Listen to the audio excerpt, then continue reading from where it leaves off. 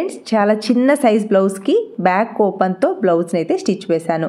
Back side ఏమో ఇలా design neck, హ్యాండ్స్కి ఇలా స్మాల్ ప్రిల్స్ వచ్చేలా డిజైన్ చేశాను. ఫ్రంట్ పార్ట్లో ప్రిన్సెస్ కట్ విత్ ఇన్విజిబుల్గా థ్రెడ్ పైపింగ్ని అయితే డిజైన్ చేశాను.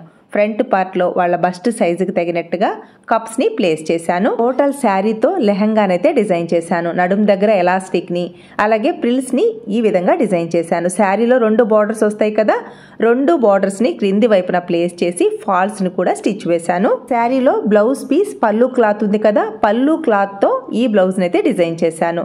బ్లౌజ్ పీస్ ప్లెయిన్గా ఉంది, అందువల్ల బ్లౌజ్ పీస్ని అయితే యూజ్ చేయలేదు. ఓన్లీ పళ్ళు క్లాత్తోనే బ్యాక్ ఓపెన్ ఫ్రంట్ పార్ట్లో కప్స్ని అయితే ప్లేస్ చేసి బ్లౌజ్ని డిజైన్ చేశాను.